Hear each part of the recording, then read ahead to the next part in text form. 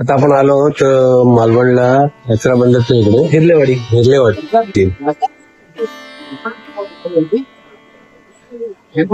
पूल पडलं.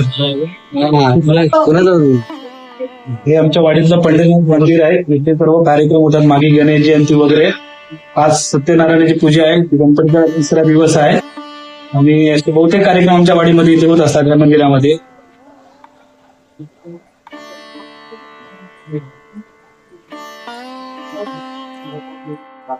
आता आपण आलेलो इथे गणपतीचं दर्शन घेण्यासाठी आणि हे देऊळ आहे.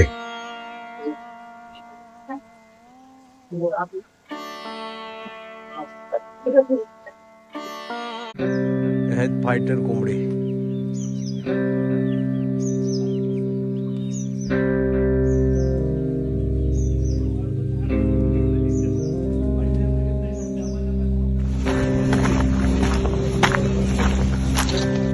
आता समुद्रावर समुद्र इथे जवळच आहे तर जातो आम्ही ह्या वनराईमधनं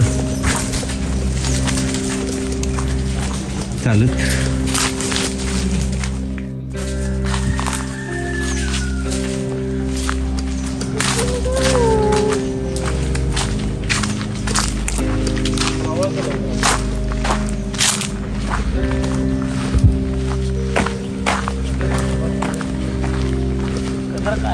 मोठा आहे 7 वर्षाची.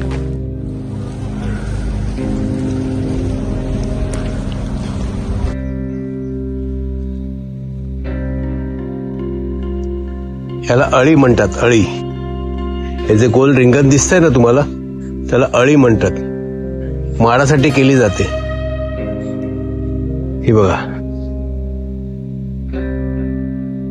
हे तिकडे चाललेत आमच्या रायडर्स समुद्रावर जाण्यासाठी आणि पायाखाली पूर्ण वाळू आहे. हे बघा वाळू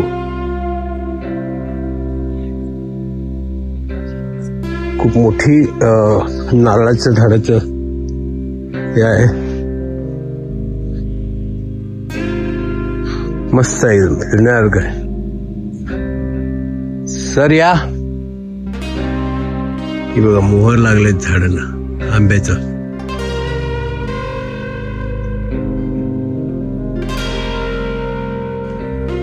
माड हा रस्ता हा डायरेक्ट समुद्रावर जातो इकडनं. हा बघा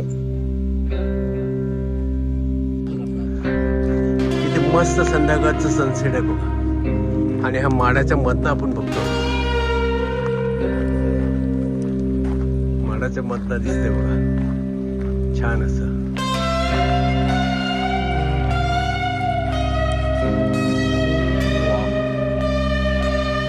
दिसतंय बघा भारी एक नंबर. आणि वर सूर्य खाली समुद्र.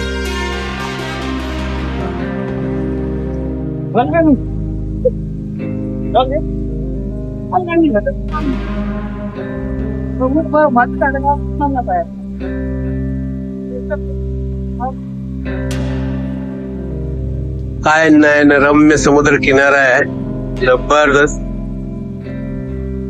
आणि स्वच्छ आणि सुंदर एकदम सुंदर.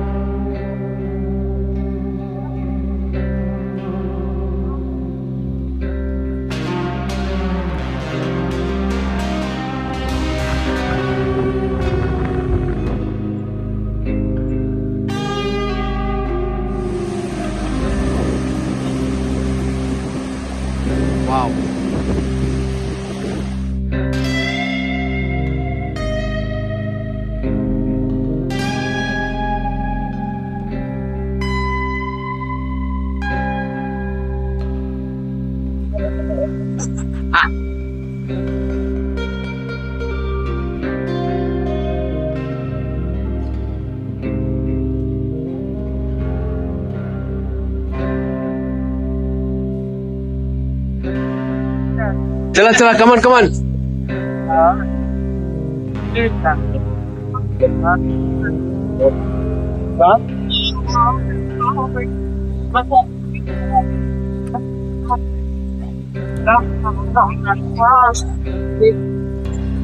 या दिवसाचा सूर्य अस्ताला चाललेला सुंदर असं हे दृश्य, आणि हे करता करता पाण्यात गेले माझे पाय. हे बघ.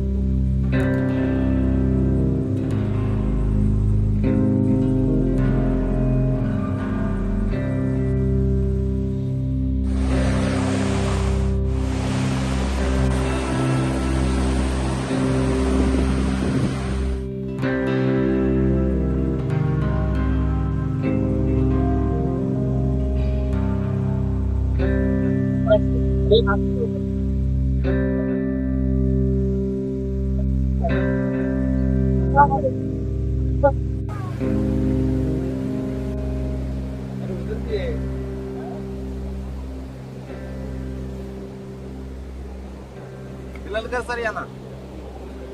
हो किलनकर सर.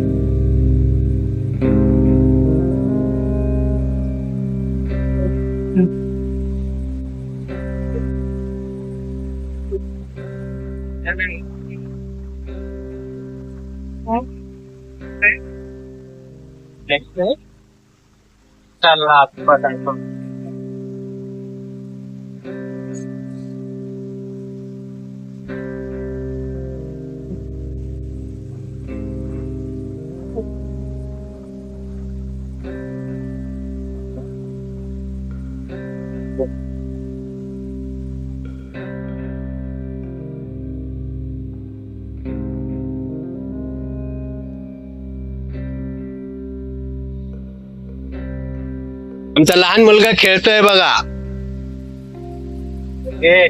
बघा आमचा लहान मुलाने काय बनवलं, किती छान छान बनवलंय.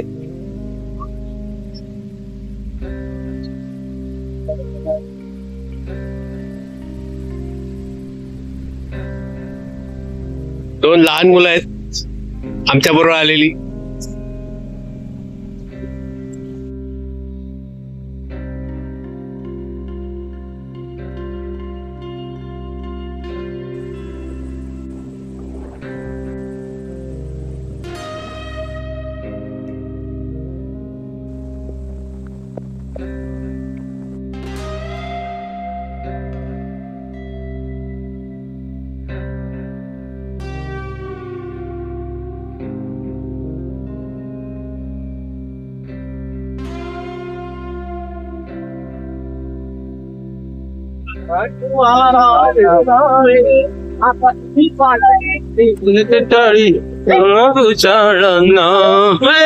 नचरे मोरा आंब्याच्या वनात मोराना कैसा गा.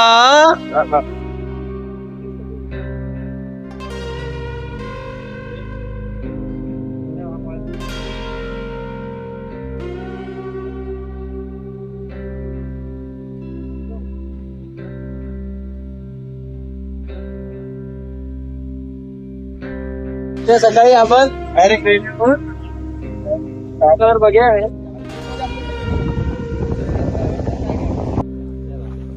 समुद्रकिनारी जाऊन आल्यानंतर मी आता घरी चाललो आहोत. खूप मस्त असं टाइम गेला, कळलंच नाही की सनसेट कधी झाला. गावचा आहे का सांगा कसा था. हे आमचं आचरा गाव हा. आचऱ्या गावाची आमच्या बारावाडीची ही एक हिरलेवाडी हा, आणि त्या हिरलेवाडीत आमचं रहिवास असा. येळेवरचे पेडणेकर म्हणून आमका नावात सगळे लोक सगळे. तसा बघू गेला तर ही पूर्वीची मशानवट होती. म्हणजे त्यावेळेस आमच्या गाव एकीकडे नदीच्या पलीकडे आम्ही, आणि ह्या मच्छीमारीच्या व्यवसायात आम्ही पारंगत आमचे आजोबा पंजोबा असल्या कारणानं आमका हैसर वास्तव्य. आणि त्या वास्तव्यावरून आम्ही रामेश्वराकडून आशीर्वादानं आम्ही ऐसर मठी रचली आमच्या पूर्वजान आणि कुटी मारून मग ऐसर आमचं वेल विस्तार वाढलं. त्याप्रमाणे आम्ही सगळे ह्याचे रहिवासी झालो आणि आमका देवान ह्याची चाकरी करू हे जमिनी दिलेली आहेत आणि त्याच्या आम्ही उपभोग घेतो आणि त्या उपभोगातून आमचा ह्या सगळा आम्ही रामेश्वराच्या जीवावर वैभव निर्माण केलेला. त्याच्यात आमच्या वडिलांचं सिंहाचं वाटो. आम्ही लेटरीमॅन आमचे वडील पुरुषोत्तम वासुदेव पेडणेकर आबांची वाडी म्हणून बोर्ड आहे सर. तर त्यांचं नाव आम्ही ह्या वाडीक दिलेलं आबांची वाडी. अशा उद्या जर प्रकारे तुम्हाला समजा मुंबईला नोकरी मिळाली, तुम्हाला आवडेल नोकरी करायला मुंबईला? नाही, मुंबई आमका काय मुंबईत काय आणि दुबईत काय खरी जरी नेलास तरी आमका ह्या स्वर्ग सोडून जाऊ का आमका जीवावर नाही. एक नंबर. त्याच्यामुळे आम्ही एक नंबर. तुमच्या वस्तुस्थितीवर लात नाही मारणार, पण आमका मनात पटणतच नाही हे गोष्टी. आणि लहानपणापासून आमचे सगळे चुलते काका सुद्धा मुंबईत होते. काही कारणास्तव ते पण गावाकडे आकर्षित झाले आणि आम्ही त्या गोष्टीकडे मुंबईत गेलो. काही दिवस काढले पण मुंबई आमका पाळली ना. त्याच्यामुळे आम्ही गावाकडे येलो. हे आमचे पुतणी आता हत मुंबईत करतात 12-12 तास ड्युटी आणि हत आपले समाधानी. म्हणजे शेवटी गावाकडे काही जो कार्यक्रम असलो काय त्यांचं सगळं ओघकडे असतं. त्याच्यामुळे आम्ही तुमका आमच्या गावाचा मोठेपण नाही सांगतो, तुम्ही फिरानच बघा काय आता एवढं आमचं जो काही रामेश्वरान आमका वसवल्या ना आणि त्याच्यात आम्ही सगळ्या म्हणजे प्रत्येक भाऊ आमचो असा तो प्रत्येक विषयात पारंगत असा. एकाच विषयात आम्ही अवलंबून नाही राहू. कोण मच्छीमारीत हा, कोण गवंडी कामात हा, कोण तुमचे वेल्डर असा, कोण इतर गाड्यांच्या विषयात असा. म्हणजे जे काही गोष्टी जे का जमतात ते तो त्या प्रमाणात करता. कोण शेतीत असा तज्ञ, कोण कृषीमध्ये बागायतीत हा. सगळे जे काही गोष्टी पण समाधान आहे. हो, कोण इस्टेट एजंट मध्ये हा. असे सगळे गोष्टी होत आमच्याकडे आणि त्याप्रमाणे आम्ही आता एकमेकाच्या विचारानं आणि जशा पद्धतीने आमचे वाडवडील वागले तसे आम्ही वागतो. पुढे आता ह्यांच्यावर ही नवीन पिढी आहे. आम्ही आमच्या आजोबांच्या नंतर वडिलांच्या नंतर आम्ही आता आमच्या नंतर हे सांभाळतले सगळं सांभाळायलाच पाहिजे. आणि ही अशी वैभवाची शान सगळी असं आता नाही म्हटलंच तरी आमच्याकडे 3-3.5 हापूसची झाडं, 3-1 अशी माडाची झाडं. पूर्वी काय नव्हतं, सगळा रेगिस्तान होता, वाळवंट पूर्ण असा. त्याच्यानंतर सामाजिक वनीकरणने सुरू लागवड केली आणि त्या केल्यानंतर त्याचा सुरू लागवड झाल्याच्या नंतर धूप थांबवली किनारपट्टीची. असं एक विषय होतो तो. आणि त्याच्यातून जमिनी देवस्थानने दिली आणि त्या देवस्थानच्या नंतर मग त्या सुरूचा उपयोग काय होत नव्हतो म्हणून प्रत्येकाने जे ताब्यात दिलेल्या जमिनी होती ती सुरू कट करून आंबा लागवड कोणी केली, काजू केली, कोणी नारळ केली, कोणी सुपारी केली, कोणी थोडी अन्य काही लागवड केली, चिकू, पेरू, असे जाम वगैरे हे दिसतायत ते आवळे वगैरे. असं प्रत्येकान करून आता जागा शिल्लक नाही. हे जे आमचे सगळे नवोदित कलाकार होते त्यांनी सगळ्यांनी मुंबई न जाता आता एका कुटुंबात 4 पोरगे असले किंवा 2 पोरगे असले तर एकांतरी गाव सांभाळूक रवा पाया असं माझं म्हणणं. जशा पद्धतीने आमच्या बापाशी आमच्या मोठ्या मधल्या भावाक ठेवल्या नाही जाता कोणत्या कार्यक्रमात लग्न आमचं आम्ही सांभाळतो. आमचे भाव मुंबईत होते त्यांच्या पाठी आम्ही. ह्यांचं काय आहे? यांचं गौरव रिसॉर्ट आहे, गौरव बीच रिसॉर्ट. यांच्याकडे 4 रूम आहेत आता. गौरव रिसॉर्ट म्हणून 4 रूम आहेत. 4 रूम आहेत नॉन एसी. आणि आंब्याची कुठे आहे ते? ऍड्रेस आता हिरलेवाडी हा या गावात आहे. आणि बीच 5 मिनिटावर बीच आहे. 5 मिनिटाच्या अगोदरच आहे बीच. बीच आहे. माडाची बाग. राहण्याची सोय कशी आहे? घरगुती जेवण आहे. घरगुती जेवण चुलीवरचं जेवण आहे. व्हेज नॉन व्हेज आपलं घरगुती प्रमाणे होऊन जातं. आणि रिझनेबल रेट मध्ये आहेत. घावणे, रस, शेवया वगैरे सगळं मिळतं. ऑर्डर. मोबाईल नंबर सांगा ना. 8390617949. हा यांचा मोबाईल नंबर आहे, तर तुम्ही यांच्याशी कॉन्टॅक्ट करू शकता जर तुम्हाला इथे यायचं असेल तर. आचरा हिरलेवाडी, तालुका मालवण, जिल्हा सिंधुदुर्ग. गौरव बीच रिसॉर्ट. एक गौरव बीच रिसॉर्ट. कृषी पर्यटन म्हणून सुद्धा भाग आहे ह्या रिसॉर्टकडे. म्हणजे आंब्याची लागवड कशी करावी, नारळाची लागवड कशी करावी, काजूची लागवड कशी करावी, त्याचं पीक कसं घ्यावं ह्या संदर्भात सुद्धा ह्या रिसॉर्टवर येऊन बरंच काही शिकण्यासारखं आहे. आजूबाजूला आंब्याची बाग आहे आणि भात शेती, नारळाची बाग आहे, जिमाडी भात शेती लावणी वगैरे. भात शेती आपली हा इकडे आहे ना आमची खालती आहे. हो. वाळूमध्ये पण